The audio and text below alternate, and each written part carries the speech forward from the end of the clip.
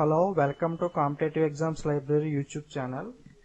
మనం ఈ వీడియోలో బ్యాంకింగ్ అవేర్నెస్ పార్ట్ 2 చూద్దాం. ఆల్రెడీ బ్యాంకింగ్ అవేర్నెస్ పార్ట్ 1లో మనం ఆర్బీఐ గురించి బ్యాంక్ ఫంక్షన్స్ ఆర్బీఐ ఫంక్షన్స్ చూసాం. ఎవరన్నా చూడని వాళ్ళు ఉంటే బ్యాంకింగ్ అవేర్నెస్ పార్ట్ 1 చూసి అప్పుడు నెక్స్ట్ ఈ పార్ట్ చూడండి. అండ్ బ్యాంకింగ్ అవేర్నెస్ మీరు డైలీ రోజు క్వాంట్ ఇంగ్లీష్ రీజనింగ్ ప్రాక్టీస్ చేస్తూ ఉంటారు. సో మీరు రిలాక్స్ టైంలో కానీ బోర్ కొట్టినప్పుడు లేదా డిన్నర్ లంచ్ టైంలో మీరు ఈ వీడియోస్ని చూడొచ్చు. సో మీకు టైం వేస్ట్ అవ్వదు, ఆ టైం సేవ్ అవుతుంది కూడా. మీకు వీడియోస్ నచ్చినట్లయితే మీ ఫ్రెండ్స్కి కూడా షేర్ చేస్తూ ఉండండి. ఓకే, బ్యాంకింగ్ అవేర్నెస్ పార్ట్ 1లో కొన్ని మిస్ అయినాయి, సో అవి డిస్కస్ చేసి నెక్స్ట్ మిగతా టాపిక్స్ చూద్దాం. Okay, let's see. RBI functions గురించి ఆర్బీఐ గురించి పార్ట్ 1లో ఆల్రెడీ డిస్కస్ చేసాం. సో ఈ పాయింట్స్ కొన్ని మిస్ అయినాయి, ఒకసారి చూద్దాం. ఆర్బీఐ గవర్నర్ రఘురామ్ రాజన్ తెలుసు కదా మనకి. నెక్స్ట్ ఆర్బీఐలో 4 డిప్యూటీ గవర్నర్స్ ఉంటారు. వాళ్ళ R Gandhi, Urjit Patel, N Vishwanathan, SS Mundra. ఈ 4 మెంబర్స్ ని మనం ఈజీగా గుర్తుపెట్టుకోవడానికి ఒక కోడ్ వర్డ్ క్రియేట్ చేసుకున్నాం అనమాట. కోడ్ వర్డ్ ఏంటంటే రన్స్. సో చూడండి, ఆర్యుఎన్ఎస్ రన్స్. ఆర్ అంటే R Gandhi, Urjit Patel, N Vishwanathan, SS Mundra. ఈ కోడ్ వర్డ్ ఆల్రెడీ నేను జూలై కరెంట్ అఫైర్స్ చెప్పినప్పుడు డిస్కస్ చేశాను, బట్ ఆ వీడియో ఎవరైనా మిస్ అయితే ఇది చూస్తారని ఇందులో మళ్ళీ ఒకసారి రిపీట్ చేస్తున్నాను. ఎవరైనా చూడడం వల్ల అంటే జూలై మంత్ కరెంట్ అఫైర్స్ కూడా యూట్యూబ్ ఛానల్ అప్లోడ్ చేశాను, చూడండి. Okay, next 5 apex banks are there. ఒక 5 ఎపిక్స్ బ్యాంక్స్ ఉన్నాయన్నమాట. అవి ఏంటో చూద్దాం. ఆర్బీఐ గురించి చాలా డిస్కస్ చేసాం కదా, reserve bank of India. Next NABARD, national agriculture bank for rural development. ఈ నాబార్డ్ అనేది ఏం చేస్తుందంటే అగ్రికల్చర్ చేసేవారికి, చిన్న చిన్న బిజినెసెస్ లైక్ హ్యాండ్లూమ్స్, ఫిషింగ్ ఇలా చేసేవారికి ఆర్ఆర్బీస్ ద్వారా, రీజనల్ రూరల్ బ్యాంక్స్ ద్వారా లోన్స్ ప్రొవైడ్ చేస్తుంది అన్నమాట. సో అది నాబార్డ్. నెక్స్ట్ ఎగ్జిమ్ బ్యాంక్ అంటే export and import banks. Exports and imports ఉంటాయి కదా, ఎగుమతులను దిగుమతులు చేసే కంపెనీస్ కి లోన్స్ ప్రొవైడ్ చేస్తాయి అనమాట ఎగ్జిమ్ బ్యాంక్ అనేది. Next IDBI bank, industrial development bank of India. So ఈ ఐడిబిఐ అనేది ఇండస్ట్రీస్ కి లోన్స్ ప్రొవైడ్ చేయడానికి స్పెషల్ గా స్టార్ట్ చేశారు. నెక్స్ట్ సెడ్బి అంటే small industrial development bank of India. ఇది కూడా సేమ్ ఐడిబిఐ లాగా బట్ స్మాల్ ఇండస్ట్రీస్ అనమాట. IDBI is big industries, SIDBI is for small industries. So 5 apex గుర్తుపెట్టుకోండి: RBI, NABARD, EXIM, IDBI and SIDBI. Okay, next ఇది చాలా important, బాగా చూడండి. RBI subsidiaries. ఇది ఎస్బీఐ క్లర్క్స్ మెయిన్స్ ఎగ్జామ్ లో కూడా అడిగాడు, విచ్ ఈజ్ ఆప్షన్స్ 5 ఆప్షన్స్ ఇచ్చి అందులో సబ్సిడరీ కాంది ఏది అని. సో 4 సబ్సిడరీస్ ఏంటో ఒకసారి చూద్దాం. DICGC, deposit insurance and credit guarantee corporation. Next national housing bank. And third one Bharatiya reserve bank note Mudran private limited. Next NABARD. So DICGC అనేది ఏంటంటే బ్యాంక్స్ యొక్క మనం చేసే డిపాజిట్స్ కి ఇన్సూరెన్స్ ని ప్రొవైడ్ చేస్తుంది అనమాట. దాన్నే డిఏసిసి అంటారు. నెక్స్ట్ నేషనల్ హౌసింగ్ బ్యాంక్ అంటే హౌస్ లోన్స్, వాటికి లోన్స్ ప్రొవైడ్ చేస్తుంది. హౌసింగ్ లోన్స్ వాటిని రెగ్యులేట్ చేస్తుంది అనమాట. అది నేషనల్ హౌసింగ్ బ్యాంక్. నెక్స్ట్ భారతీయ రిజర్వ్ బ్యాంక్ నోట్ ముద్రన్ లిమిటెడ్ అంటే ఇవి నోట్స్ ప్రింట్ చేయడానికి ఆర్ఆర్బి ఎస్టాబ్లిష్ చేసింది అనమాట. నెక్స్ట్ నాబార్డ్ గురించి ఆల్రెడీ మనం చూసాం కదా, అగ్రికల్చర్ లోన్స్ వాటికి ఆర్ఆర్బి ద్వారా ప్రొవైడ్ చేస్తుంది. ఇవి గుర్తుపెట్టుకోండి, బాగా ఇంపార్టెంట్. నెక్స్ట్ ఆల్రెడీ మనం పార్ట్ 1 బ్యాంకింగ్ అవేర్నెస్ లో savings, current, fixed recurring accounts అంటే ఏంటి వీటి గురించి డీటెయిల్ గా చూసాం. ఈ పాయింట్ ఒకటి చెప్పడం మర్చిపోయాను, సో అందుకని మళ్ళీ ఒకసారి డిస్కస్ చేస్తున్నాం. సేవింగ్ అండ్ కరెంట్ అకౌంట్స్ అనే వాటిని డిమాండ్ లయబిలిటీస్ అంటారు, అండ్ ఫిక్స్డ్ అండ్ రికరింగ్ ని టైమ్ లయబిలిటీస్ అంటారు అనమాట.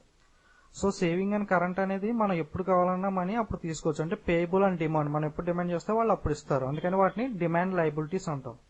But fixed and recurring deposits అనేవి అలా ఎవరు కదా, టైం ఫిక్స్డ్, ఒక 2 years ఫిక్స్ చేసుకుంటే ఆ 2 years టైం వచ్చినప్పుడు మనం మెచ్యూరిటీ పీరియడ్ అయ్యాక ఇస్తారు. సో అందుకని వీటిని టైం లయబిలిటీస్ అంటారు. సో ఫిక్స్డ్ డిపాజిట్స్ మీద ఇంట్రెస్ట్ గురించి ఆల్రెడీ చూసాం కదా, అది మామూలు నార్మల్ సిటిజన్స్ కన్నా సీనియర్ సిటిజన్స్ అయితే ఒక 1%, 0.5% బ్యాంక్స్ ని బట్టి ఉంటుంది, ఎక్స్ట్రా పే చేస్తారనమాట. ఇప్పుడు మన సేవింగ్స్ బ్యాంక్ అకౌంట్ లో 10,000 కన్నా ఎక్కువ అమౌంట్ కనుక ఉంటే మనం ట్యాక్స్ పే చేయాలన్నమాట. అది మనం ఆటోమేటిక్ గా టీడీఎస్ అంటే ట్యాక్స్ డిడక్షనెడ్ సోర్స్ ఆటోమేటిక్ గా కట్ అవుతుంది. అలాగే ఫిక్స్డ్ డిపాజిట్స్ కూడా.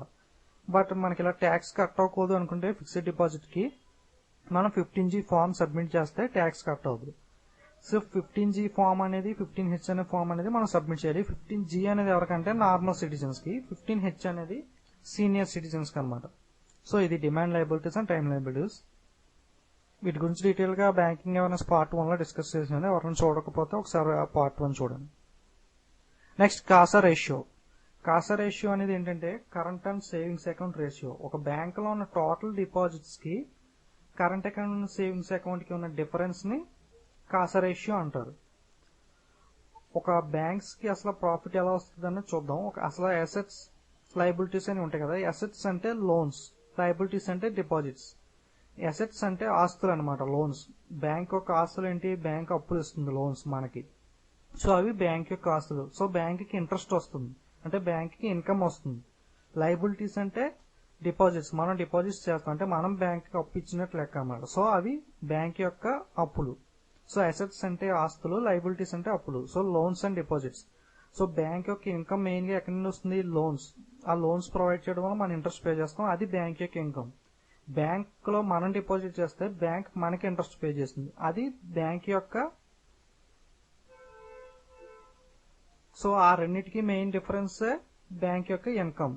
So loans minus deposits is equal to bank profit అనమాట. సో బ్యాంక్ లోన్స్ ద్వారా వచ్చే ఇంట్రెస్ట్ రేట్, బ్యాంక్ మనకి పే చేసే ఇంట్రెస్ట్ రేట్లు, దాంట్లో నుండి ఇది మైనస్ చేస్తే ఒక సమ్ అమౌంట్ ఉంటుంది కదా. ఇప్పుడు బ్యాంక్ 100 crores లోన్స్ ఇచ్చాయి, బ్యాంక్స్ కి మన కస్టమర్స్ ఒక 90 crores డిపాజిట్స్ చేశారు. సో 100 crores మైనస్ 90 crores ఉన్న 10 crores మార్జిన్ ఉంది కదా, అదే బ్యాంక్ యొక్క ప్రాఫిట్ అనమాట. సో మనం డిపాజిట్ చేసే డిపాజిట్స్ తో బ్యాంక్స్ లోన్స్ ఇస్తాయి. సో బ్యాంక్స్ ఇంట్రెస్ట్ పే చేస్తాయి, మనం ఇంట్రెస్ట్ పే చేస్తాం. సో ఆ డిఫరెన్స్ అనేది మీద బ్యాంక్ ప్రాఫిట్ అనేది డిపెండ్ అయి ఉంటుంది అనమాట. సో అర్థమైంది కదా. కాసా రేషియో అంటే current and saving account ratio. So total deposits కి కరెంట్ అండ్ సేవింగ్ డిపాజిట్స్ కి ఉన్న రేషియోని కాసా రేషియో అంటారు.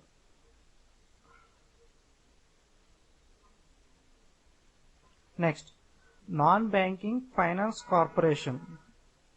మనం ఆర్బీఐ గురించి, బ్యాంక్స్ గురించి, అన్నిటి గురించి చూసాం కదా. నెక్స్ట్ ఎన్బిఎఫ్సి అని ఉంటుంది, నాన్ బ్యాంకింగ్ ఫైనాన్స్ కార్పొరేషన్. దానికి దీనికి తేడా ఏంటంటే, ఇది ఎగ్జాంపుల్ తీసుకుంటే ఒక ముత్తూట్ ఫైనాన్స్ ఇలాంటివి అనమాట. సో ఎన్బిఎఫ్సికి బ్యాంక్స్ కి మెయిన్ గా ఉన్న డిఫరెన్సెస్ చూద్దాం.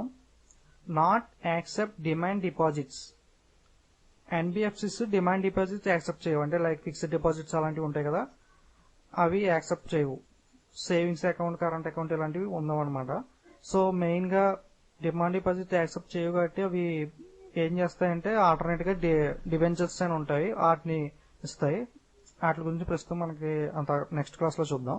ప్రస్తుతం main differences between the banks and NBFC చూద్దాం. Not accept demand deposits and can't issue cheques drawn on himself. Cheques అలాంటివి ఇష్యూ చేయవు అనమాట, డిమాండ్ డిపాజిట్స్ ఇవ్వవు. Do not form a part of payment and settlement system. Payment and settlement system అంటే NEFT, RTGS లాంటివి ఉంటాయి కదా, వాటిని కూడా ఎన్బిఎఫ్సి ప్రొవైడ్ చేయవు. అండ్ బ్యాంక్స్ మీద డిఐసిజిసి ఇందాక చూసాం కదా, ఇన్సూరెన్స్ కల్పిస్తాయి బ్యాంక్స్ కి, అలా ఎన్బిఎఫ్సికి డిఐసిజిసి అనమాట. ఇది మెయిన్ డిఫరెన్సెస్ ఎన్బిఎఫ్సికి బ్యాంక్ కి ఉన్నది. మెయిన్ ఎగ్జాంపుల్ మనకి ఎన్బిఎఫ్సి అంటే తెలుసు కదా, ముత్తూట్ ఫైనాన్స్, శ్రీరామ్ చిట్స్ ఇలాంటివి ఉంటాయి కదా, అవి ఎన్బిఎఫ్సి. అసలు డిఐసిజిసి గురించి ఇందాక 2 times వచ్చింది కదా, deposit insurance and credit guarantee corporation. ఇది ఆర్బీఐ సబ్సిడీలో ఒకటి. ఇందాక చూసాం కదా, ఆర్బీఐ సబ్సిడీ 4 ఉన్నాయి. ఇది ఇన్సూరెన్స్ కల్పిస్తుంది డిపాజిట్స్ అని చెప్పాను కదా. It is established for the purpose of providing insurance of deposits and guarantee of credit facilities. Maximum insurance amount DICGC ఎంత ప్రొవైడ్ చేస్తుందంటే 1 lakh ప్రొవైడ్ చేస్తుంది అనమాట. Next IFSC, Indian financial system code. IFSC code అనేది మనకి ఎక్కడ use అవుతుందంటే checks కి లేదా ఇంటర్నెట్ బ్యాంకింగ్ అలాంటిది యూజ్ అవుతుంది. సో చూద్దాం, ఐఎఫ్ఎస్సి కోడ్ లో మొత్తం 11 digits ఉంటాయి. So example of IFSC code ఇక్కడ చూడండి, ANDB 40117 ఉన్నది కదా, ఇది ఒక ఐఎఫ్ఎస్సి కోడ్ అనమాట. ఇది ఒక Andhra bank IFSC code. So ANDB అనే ఫస్ట్ 4 digits ఉంది కదా, ఈ ఫస్ట్ 4 digits అనేది దేన్ని ఇండికేట్ చేస్తుందంటే బ్యాంక్ అనమాట. ANDB అంటే ఆంధ్ర బ్యాంక్, ఇది అనేది బ్యాంక్, అదే ఫస్ట్ 4 బ్యాంక్ కి రిలేటెడ్. నెక్స్ట్ 5th item 0 అనేది ఉంటుంది. ఆ 0 అనేది దేనికి రిలేటెడ్ కాదు, 0. నెక్స్ట్ లాస్ట్ 6 డిజిట్స్ ఉన్నాయి కదా, ఈ లాస్ట్ 6 డిజిట్స్ అనేది బ్రాంచ్ ని ఇండికేట్ చేస్తుంది అనమాట. సో ఐఎఫ్ఎస్సి అంటే 11 డిజిట్స్ ఉంటాయి. ఫస్ట్ 4 బ్యాంక్, 5th 0, లాస్ట్ 6 అనేది బ్రాంచ్. అంటే ఆంధ్ర బ్యాంక్ ఏ బ్రాంచ్ అన్నది ఇండికేట్ చేస్తుంది. నెక్స్ట్ ఎంఐసిఆర్, మ్యాగ్నెటిక్ ఇంక్ క్యారెక్టర్ రికగ్నైజేషన్. ఐఎఫ్ఎస్సి కోడ్ లో 11 డిజిట్స్ ఉంటాయి, ఎంఐసిఆర్ లో 9 ఉంటాయి. సో కన్ఫ్యూజ్ అవ్వకండి. చూడండి, ఐఎఫ్ఎస్సి ఐ అనేది ఎలా ఉంది, 1 లా ఉంది కదా. సో ఐఎఫ్ఎస్సి లో 11 డిజిట్స్ ఉంటాయి, ఎంఐసిఆర్ లో 9 ఉంటాయి. ఇలా గుర్తుపెట్టుకోండి. సో ఎంఐసిఆర్ లో ఫస్ట్ 3 డిజిట్స్ ఏంటి, సిటీ అంటే ఒక రాజమండ్రి, అలా city. Next 3 bank, last 3 branch. So ఈ చెక్ ని చూడండి, ఈ పైన ఉన్నది దీన్ని ఐఎఫ్ఎస్సి కోడ్ అంటాం. నెక్స్ట్ కింద ఉన్నది కదా 9 డిజిట్స్, సో దీన్ని ఎంఐసిఆర్ కోడ్ అంటాం. ఓకే, ఇది చెక్స్ ట్రాన్సాక్షన్ కి లో యూజ్ అవుతుంది అనమాట ఎంఐసిఆర్ అనేది. సో ఎంఐసిఆర్ గురించి కొంచెం క్లియర్ గా చూద్దాం. It reduce the physical work as it digital capturing of image and MICR code, cost and transaction time gets reduced. So అంతకుముందు ఫిజికల్ గా వెరిఫై చేసేవారు చెక్స్. సో ఈ ఎంఐసిఆర్ వచ్చినప్పటి నుండి ఈ ఇమేజ్ కోడ్ ని స్కాన్ చేయడం ద్వారా త్వరగా అయిపోతుంది అన్నమాట work. So CTS, cheque truncation system. CTS అంటే ఏంటో చూద్దాం. CTS is basically an online based cheque clearing system.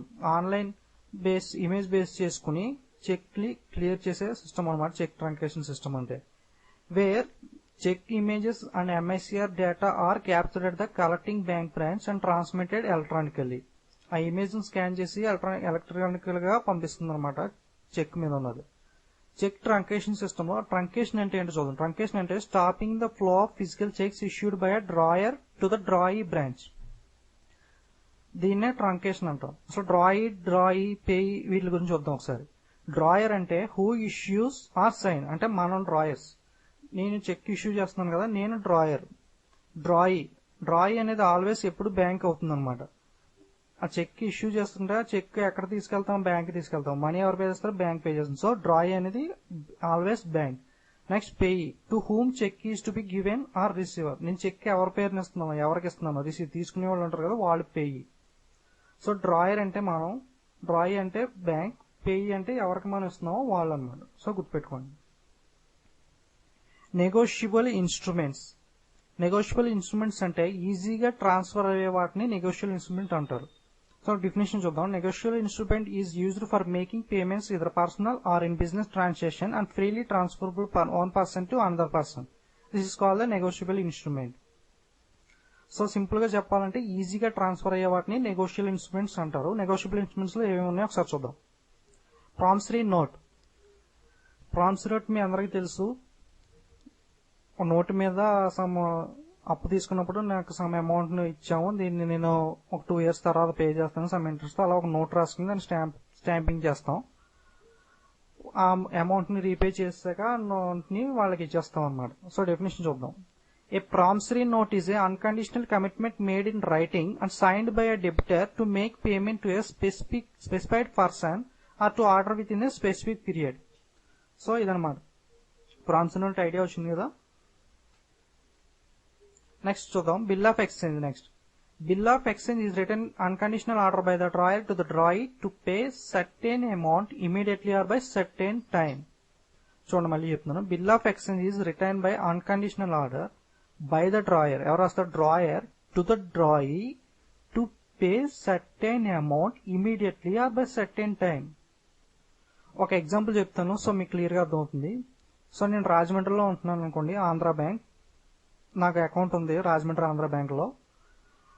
నేను హైదరాబాద్ ఆంధ్ర బ్యాంక్ ఉంది, హైదరాబాద్ లో యూనివర్సిటీలో ఏదో చదువుకోవడానికి వెళ్ళాను.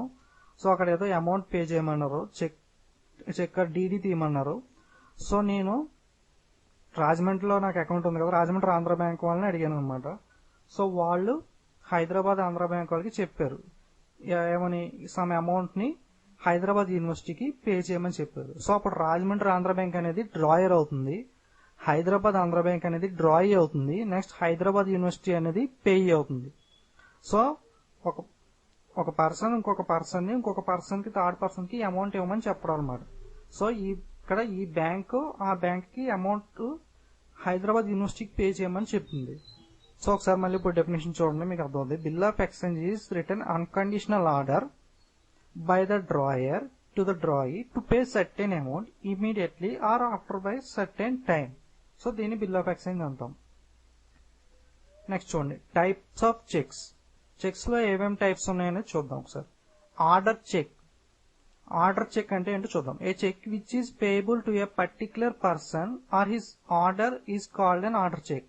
మనం చెక్ మీద నేమ్ రాసి రవి అని రాసాం, ఆ రవికి పే చేయమని చెప్తున్నాం అనమాట. అంటే ఆర్డర్ ఇస్తున్నాం, ఆ ఎవరికైతే పేరు ఇచ్చామో వాళ్ళకే ఇస్తారు ఈ చెక్. సో దీన్ని ఆర్డర్ చెక్ అంటాం. సో అదేంటి కదా, cheque is which is payable to a particular person. మనం ఏ నేమ్ అయితే చెప్తామో ఆ నేమ్ ఉన్న వ్యక్తికే ఆ చెక్ ఇస్తారు. సో దీన్ని ఆర్డర్ చెక్ అంటాం. Next bearer check.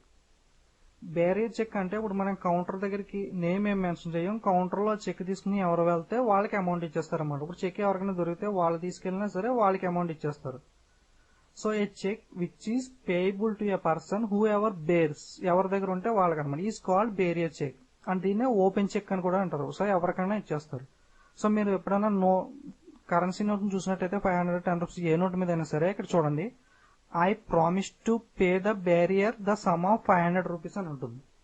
సో దీని మీనింగ్ ఏంటంటే ఈ నోట్ ఎవరి దగ్గర ఉంటే వాళ్ళకి సొంతం. సో బ్యారియర్ ఎవరు బేర్ చేస్తే వాళ్ళకి సొంతం అనమాట. సో అలాగే ఈ చెక్ ఎవరి దగ్గర ఉంటే వాళ్ళకే సొంతం. సో దీన్నే బ్యారియర్ చెక్ అంటారు. సో కౌంటర్ లో ఎవరు ప్రెసెంట్ ఉంటే వాళ్ళకి అమౌంట్ పే చేస్తారు అనమాట. ఆర్డర్ చెక్ అంటే పర్టికులర్ పర్సన్ ఏ నేమ్ అయితే మెన్షన్ చేసాం వాళ్ళకే ఐడెంటిటీ ప్రూవ్ చేసుకుని వాళ్ళకి ఇస్తారు. సో అది difference. So next stale cheque అంటే ఏంటి చూద్దాం. The cheque which is more than 3 months old. Cheque validity 3 months, present 3 months కదా. సో 3 months వ్యాలిడిటీ అయిపోతే దాన్ని స్టేల్ చెక్ అంటాం. So the cheque which is more than 3 months old is called stale cheque. Okay. Next mutilated cheque. If cheque is turn into 2 or more pieces, it is termed as the multilateral check. So cheque చిరిగిపోయింది, 2-3 ముక్కలు అయిపోయింది. So అలాంటి వాటిని మల్టీలేటెడ్ check అంటాం. మల్టీలేటెడ్ notes అనేవి కూడా ఉంటాయి కదా, సో అలా mutilated cheque. Next post dated cheque. If cheque bears date later than the date of issue, it is termed as post dated cheque. ఇప్పుడు పోస్ట్ డేటెడ్ చెక్ అంటే నేను ఒక ఫ్యూచర్ డేట్ వేసి ఇచ్చాను, అంటే ఇప్పుడు ఇది జూలై మంత్ కదా, నెక్స్ట్ ఒక అక్టోబర్ మంత్ డేట్ వేసి ఇచ్చి చెక్ ఇస్తాను. సో ఆ డేట్ వచ్చినప్పుడు తను బ్యాంక్ కి వెళ్లి అమౌంట్ తీసుకుంటాడు అనమాట. దాన్నే పోస్ట్ డేటెడ్ చెక్ అంటాం. ఇప్పుడు ఎగ్జాంపుల్ మీకు కరెక్ట్ గా చెప్పాలంటే ఈఎంఐ స్కీమ్స్ ఉంటాయి కదా, ఏదన్నా మనం ఫ్రిడ్జ్, టీవీ లాంటివి పే చేసినప్పుడు వాడు చెక్స్ అడిగేవాడు, దాని మీద డేట్ వేసి జస్ట్ ఫ్యూచర్ డేట్ వేసి ఇచ్చేవాళ్ళం. సో మంత్లీ మన అకౌంట్ లో వేస్తే వాడు డ్రా చేసుకుంటాడు అనమాట. సో దాన్నే పోస్ట్ డేటెడ్ చెక్స్ అంటాం. Next crossed cheque. A cheque which carries 2 parallel lines across the face on the check which are without words is said to be crossed. So ఇక్కడ check ఉంది చూసారా, పైన 2 crossed lines ఉన్నాయి. ఈ crossed lines ఉండి account pay అని రాసి ఉంటుంది అనమాట. దాన్ని క్రాస్డ్ చెక్ అంటారు. క్రాస్డ్ లో మళ్ళీ రకాలు ఉంటాయి, అంటే మధ్యలో సమ్ పర్సన్ నేమ్ రాయడం లేదా పర్టికులర్ బ్యాంక్ నేమ్ రాయడం, అకౌంట్ పే అని రాయడం అలా ఉంటుంది. అకౌంట్ పే అని రాస్తే మనకి డైరెక్ట్ అమౌంట్ చేతికి ఎవరు అనమాట. జస్ట్ ఇప్పుడు మన పేరు మీద ఈ చెక్ ఇచ్చి అకౌంట్ పే అని రాస్తే మనకు ఆ పర్టికులర్ బ్యాంక్ లో అకౌంట్ ఉంటే ఆ అకౌంట్ లో మాత్రమే ట్రాన్స్ఫర్ చేస్తారు. బై హ్యాండ్ మాత్రం అమౌంట్ ఎట్టి పరిస్థితుల్లో ఎవరు అకౌంట్ పే అంటే అకౌంట్ లోకి ట్రాన్స్ఫర్ చేస్తారు అనమాట. సో 2 క్రాస్ ఉన్నాయి కదా, జనరల్ క్రాసింగ్ అంటారు దీన్ని. స్పెషల్ క్రాసింగ్ అంటే మధ్యలో నేమ్స్ రాస్తారు, దాన్ని స్పెషల్ క్రాసింగ్ అంటారు. దీన్నే క్రాస్డ్ చెక్ అంటారు. ఓకే, 2 parallel lines ఉంటాయి, దీన్ని క్రాస్డ్ చెక్ అంటారు. Okay, clear. Next gift cheques. Gift cheques are used for offering presentations on occasions like birthday, weddings and such other situations. It is available in various denominations. So నేను ఎవరికన్నా బర్త్డేకి ఏదైనా gift ఇవ్వాలనుకున్నాను, ఒక 10,000. So bank కి మనం అడిగితే check ని వాళ్ళకి గిఫ్ట్ చెక్ కింద ప్రజెంట్ చేస్తున్నాం, దాన్ని గిఫ్ట్ చెక్ అంటారు. Next travels cheque. It is an instrument used by the bank for remittance of money from one place to another. So ఎక్కువ ప్లేసెస్ తిరుగుతూ ఉంటారు కదా, వాళ్ళకి ఇష్యూ చేస్తున్నారు అన్నమాట. దీన్ని ట్రావెలర్స్ చెక్ అంటారు. Okay, different types of cheques అనేవి చూసాం కదా. ఆర్డర్ అంటే ఎవరి పేరు మీద మనం మెన్షన్ చేస్తామో వాళ్ళకి ఇస్తారు. బేరియర్ అంటే కౌంటర్ లో ఎవరు ప్రెసెంట్ అయితే వాళ్ళకి ఇచ్చేస్తారు. నెక్స్ట్ స్టేల్ చెక్ అంటే వ్యాలిడిటీ 3 months అయిపోయిందని అంటారు. పోస్ట్ డేటెడ్ అంటే మన ఫ్యూచర్ డేట్ వేసి ఇచ్చే చెక్ ని పోస్ట్ డేటెడ్ చెక్ అంటారు. ఓకే, చెక్స్ డిఫరెంట్ టైప్ చూసాం కదా. నెక్స్ట్ మనీ మార్కెట్ ఇన్స్ట్రుమెంట్స్ చూద్దాం. Treasury bills. Money market instruments లో డిఫరెంట్ టైప్స్ లో first the treasury bills. Treasury bills అంటే ఏంటి చూద్దాం. ట్రెజరీ బిల్స్ ఆర్ లో risk instruments for short term and issued by the government of India. ఇది government of India issue చేస్తుంది. ఇది short term కి. ఇది లో రిస్క్ ఇన్స్ట్రుమెంట్స్ అనమాట. సో దీని టైం పీరియడ్ ఎలా ఉంటుందంటే 91 days, 182 days, 364 days డబుల్ అవుతూ ఉంటుంది. ఈ డేస్ లో అవైలబుల్ గా ఉంటుంది. So minimum amount for treasury bills ఏంటంటే 25,000 అండ్ నెక్స్ట్ మాక్సిమం ఏంటంటే మల్టిపుల్స్ ఆఫ్ 25,000 ఉంటుంది. దీన్ని ట్రెజరీ బిల్స్ అంటారు. ఓకే, ట్రెజరీ బిల్స్ క్లియర్ గా ఉంది కదా. Next certificate of deposit. It is issued by banks and financial institutions. It is a negotiable promissory note secure short term. ఇది కూడా short term కే. దీన్ని ఎవరు ఇష్యూ చేస్తారంటే బ్యాంక్స్ కానీ ఫైనాన్షియల్ ఇన్స్టిట్యూట్స్ అంటే ఎన్బిఎఫ్సిస్ లాంటివి కానీ ఇష్యూ చేస్తూ ఉంటాయి. CDs, certificate of deposit. ఇది మినిమం అమౌంట్ ఎంత 1 lakh ఉంటుంది. Minimum time period minimum 7 days కానీ మాక్సిమం 1 year దాకా సర్టిఫికేట్ ఆఫ్ డిపాజిట్స్ అవైలబుల్ గా ఉంటాయి. సిడీస్ ని అందరూ ఇష్యూ చేస్తారు, బట్ కొంతమంది ఇష్యూ చేయరు. కొంతమంది ఎవరు చూద్దాం. CDs can be issued by all the commercial banks. అన్ని బ్యాంక్స్ ఇష్యూ చేస్తాయి, బట్ ఎక్స్క్లూడింగ్ ఆర్ఆర్బీస్ అంటే regional rural banks and local area banks అంటే కోఆపరేటివ్ బ్యాంక్స్ అలాంటివి ఉంటాయి కదా. ఆ regional rural banks, cooperative banks తప్ప మిగతా బ్యాంక్స్ అన్ని కూడా సర్టిఫికేట్ ఆఫ్ డిపాజిట్ అనేదాన్ని ఇష్యూ చేస్తాయి. Okay, minimum amount 1 lakh and minimum period 7 days and maximum 1 year గుర్తుపెట్టుకోండి. And next money market instrument వచ్చి కమర్షియల్ పేపర్. కమర్షియల్ పేపర్ అంటే unsecured money market instrument issued in the form of promissory note. Promissory note అంటే ఏంటో చూసాం కదా, ఆ type లో ఒక అన్సెక్యూర్డ్ ఇన్స్ట్రుమెంట్ అనమాట. దీన్ని ఎవరు ఇష్యూ చేస్తారంటే ప్రైవేట్ కంపెనీస్ ఇష్యూ చేస్తాయి. సో ప్రైవేట్ కంపెనీస్ అంటే మనకు కొంచెం రిస్క్ కదా, సో అన్సెక్యూర్డ్ అనమాట.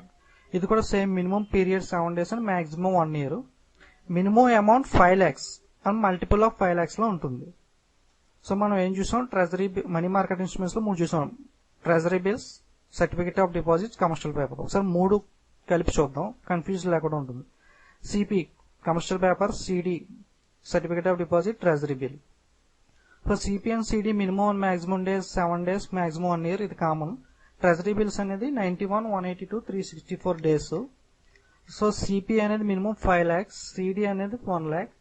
సో ట్రెజరీ బిల్ అనేది 25,000. ఓకే, ఇది జాగ్రత్తగా చూడండి, కన్ఫ్యూజ్ అవుతుంది. 3. Next NPA non performing assets. NPA అనేది ఏంటంటే ఇప్పుడు మనం బ్యాంక్స్ కి లోన్ తీసుకుంటాం, ఆ లోన్ మనం పే చేయట్లేదు. సో అది ఎన్పిఏ నాన్ పర్ఫార్మింగ్ అసెట్ కింద ఉంటుంది. So definition of the loans which given by banks to borrowers once borrower fail to repay the either interest or sum. మనం ఇంట్రెస్ట్ పే చేయకపోయినా అసలు మొత్తం సమ్మే పే చేయకపోయినా ఎప్పుడు ఆఫ్టర్ 90 days మనం లోన్ తీసుకుని పే చేయకుండా ఉన్న ఆఫ్టర్ 90 days తర్వాత దాన్ని ఎన్పిఏ నాన్ పర్ఫార్మింగ్ అసెట్ అని అంటారు. సో బ్యాంక్స్ ఈ నాన్ పర్ఫార్మింగ్ అసెట్ కి ఏం చేస్తాయంటే డెబిట్ రికవరీ ట్రిబ్యునల్ ద్వారా ఆర్ సర్ఫేసీ యాక్ట్ ద్వారా దీన్ని రికవర్ చేయడానికి ట్రై చేస్తాయి అన్నమాట ఎన్పిఏ. సో విజయమాల్య గురించి ఐడియా చూసాం కదా, న్యూస్ లో వచ్చింది. కంపెనీస్ లో బ్యాంక్స్ లో పెద్ద పెద్ద మొత్తంలో లోన్ తీసుకుని రీపే చేయలేదన్నమాట. విల్ఫుల్ డిఫాల్టర్ అంటారు, అంటే కావాలని పే చేయకపోవడం. అది కూడా ఒక ఎన్పిఏ కింద వస్తుంది. నెక్స్ట్ ఫస్ట్ సర్ఫేసీ యాక్ట్ అంటే ఏంటో చూద్దాం. సర్ఫేసీ ఏంటంటే ఇప్పుడు మనం లోన్ తీసుకునేటప్పుడు ఏదన్నా తాకట్టు పెడతారు కదా. సో హౌస్ పెట్టి తీసుకున్నారు, సో వాళ్ళు లోన్ పే చేయట్లేదు. ఇప్పుడు బ్యాంక్స్ ఏం చేస్తాయి, కోర్టుకు వెళ్ళి అవన్నీ కాకుండా అంతకుముందు కోర్టుకు వెళ్ళి ఇదంతా ప్రాసెస్ ఉంది. సో సర్ఫేసీ యాక్ట్ తీసుకొచ్చింది 2002లో. దీని ద్వారా డైరెక్ట్ గా బ్యాంక్స్ హౌస్ ని ఆక్షన్ చేసి అమౌంట్ ని రికవర్ చేసుకుంటాయి అనమాట. దానికి సర్ఫేసీ యాక్ట్ యూజ్ అవుతుంది. సో డెఫినేషన్ చూద్దాం. Securitisation and reconstruction of financial assets and enforcement of security interest act 2002. దీన్ని సర్ఫేసీ యాక్ట్ అంటాం. It allows banks and other financial institutes to auction the residential or commercial properties to recover loans. So debit recovery tribunal కి first వెళ్తాము, వాళ్ళు recover చేస్తారు. ఒకవేళ వాళ్ళు recover చేయకపోతే auction SARFAESI act ద్వారా అసెట్ రీకన్స్ట్రక్షన్ కంపెనీస్ అని ఉంటాయి. సో వాటికి ఈ సర్ఫేసీ యాక్ట్ ద్వారా మనం ఆక్షన్ చేసి ఆ అమౌంట్ ని రీపే చేసుకోవచ్చు. దాన్ని సర్ఫేసీ యాక్ట్ అంటారు. సో ఎన్పిఏ అంటే లోన్ రీపే ఆఫ్టర్ 90 days, దీన్ని ఎన్పిఏ అంటాం. ఈ ఎన్పిఏని రికవరీ చేయడానికి డెబిట్ రికవరీ ట్రిబ్యునల్స్ కానీ సర్ఫేసీ యాక్ట్ కానీ యూజ్ చేస్తాం. నెక్స్ట్ అలాగే అసెట్ రీకన్స్ట్రక్షన్ కంపెనీస్ అని ఉంటాయి. సో ఎంతకి మనకి ఏం చేసినా సరే లోన్ రికవరీ అవ్వట్లేదు. సో అప్పుడు ఏం చేస్తాయి ఈ ఆక్షన్లు ఇవన్నీ బ్యాంక్ చేయలేకపోతున్నప్పుడు, సపోజ్ ఒక 100 crores లోన్ ఉందనుకోండి, ఆ ప్రాపర్టీ ఉంటుంది కదా హౌస్, దాన్ని అసెట్ రీకన్స్ట్రక్షన్ కంపెనీకి ఒక 90 crores కి అలా ఇచ్చేస్తాయి అనమాట. సో అసెట్ రీకన్స్ట్రక్షన్ కంపెనీస్ దాన్ని ఆప్షన్ పెట్టుకుని ఆ అమౌంట్ ని రికవర్ చేసుకుంటాయి. సో బ్యాంక్స్ కి హెడేక్ గా ఉంది, నేను రికవర్ చేయలేకపోతున్నాను అనుకున్నప్పుడు అసెట్ రీకన్స్ట్రక్షన్ కంపెనీ ద్వారా ఇలా రికవర్ చేసుకుంటాయి అనమాట. So next cheques and DD. Cheque గురించి మనం చూసాం, డీడీ అంటే డిమాండ్ డ్రాఫ్ట్. సో ఈ రెండింటికి మధ్య అసలు డిఫరెన్స్ ఏంటి అన్నది చూద్దాం. చెక్ అనేది ఎవరు ఇష్యూ చేస్తారో, ఇప్పుడు నేను ఇష్యూ చేస్తాను చెక్ పలానా పర్సన్ కి ఇవ్వమని అంటే ఇండివిజువల్ పర్సన్స్ చెక్ అనే దాన్ని ఇష్యూ చేస్తారు. డీడీ అంటే ఎవరు ఇష్యూ చేస్తారు, మనం బ్యాంక్ వెళ్ళి అమౌంట్ పే చేస్తే బ్యాంక్ అది ఇష్యూ చేస్తారు. సో డీడీ అనేది ఇష్యూ చేసేది ఇన్స్టిట్యూషన్ అంటే బ్యాంక్. చెక్ అనేది ఇండివిజువల్ మనం ఇష్యూ చేస్తాం. చెక్ అనేది మనం ఎప్పుడు పే చేస్తాం, ముందు చెక్ ఇచ్చేస్తాం, తర్వాత బ్యాంక్ దగ్గరికి వెళ్తే అప్పుడు బ్యాంక్ పే చేస్తుంది. సో డీడీ అనేది అలా కాదు కదా, మనం ముందే అమౌంట్ పే చేసేస్తాం. So paid after, paid before. Cheque dishonoured అవుతుంది. డిస్హానర్డ్ అంటే చెక్ ఇప్పుడు ఏదైనా సైన్స్ మిస్టేక్ ఉన్నా, ఇమేజ్ సరిగ్గా లేకపోయినా ఇలాంటి వాటికి డిస్హానర్డ్ అవుతుంది అండ్ చెక్ బౌన్స్ అయ్యే ఛాన్స్ కూడా ఉంది. సో చెక్ బౌన్స్ అంటే ఏంటి, మనం సర్టెన్ అమౌంట్ ని చెక్ రాసి ఇచ్చాం, బట్ మన అకౌంట్ లో అంత అమౌంట్ లేదు. సో దాన్ని చెక్ బౌన్స్ అంటాం. అప్పుడు వాళ్ళు మన మీద కేసు వేయచ్చు లేదా ఫైన్ వేయచ్చు. సో అది ఐడియా ఉంది కదా. సో అలాగే డీడీ అనేది ఆల్రెడీ మనం ముందే అమౌంట్ పే చేసాం కాబట్టి అది డిస్హానర్ అయ్యి ఛాన్స్ లేదనమాట. సో చెక్ అనేట్లో డిఫరెంట్ టైప్స్ చూసాం కదా, బేరియర్ అండ్ ఆర్డర్. బేరియర్ అంటే ఏంటి, మనకి కౌంటర్లో ఎవరు ప్రెసెంట్ అయితే వాళ్ళకి ఇచ్చేస్తారు. ఆర్డర్ అంటే పర్టికులర్ పర్సన్ కి ఇస్తారు. సో చెక్ అనేది బేరియర్ అవ్వచ్చు, ఆర్డర్ అవ్వచ్చు. బట్ డీడీ అనేది కన్ఫర్మ్ గా మనం particular person, particular institution name ముందే మెన్షన్ చేస్తాం కాబట్టి డీడీ అనేది కన్ఫర్మ్ గా ఆర్డర్ అవుతుంది. సో ఇవి చెక్ కి డీడీకి డిఫరెన్సెస్. ఓకే ఫ్రెండ్స్, ఇంకా మిగతా టాపిక్స్ మళ్ళీ పార్ట్ 3లో చూద్దాం. ఒకసారి రివైజ్ చేయండి చెప్పిన టాపిక్స్ అన్ని. ఏమైనా డౌట్స్ ఉన్నా, ఏమైనా టాపిక్స్ మిస్ అయినా మీరు కామెంట్ చేస్తా, టాపిక్ నెక్స్ట్ వీడియోలో వాటి మీద వీడియోలో ఇంక్లూడ్ చేస్తాను. సో మీరు వీడియోస్ని చూడడమే కాకుండా మీకు వీడియోస్ నచ్చినట్లయితే కింద లైక్ బటన్ ప్రెస్ చేయండి. అలాగే మీ ఫ్రెండ్స్కి కూడా షేర్ చేయండి.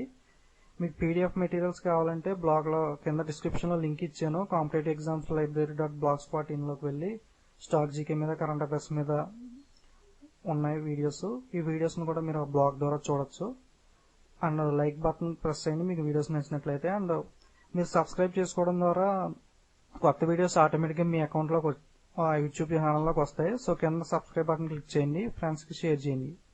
Okay, thank you.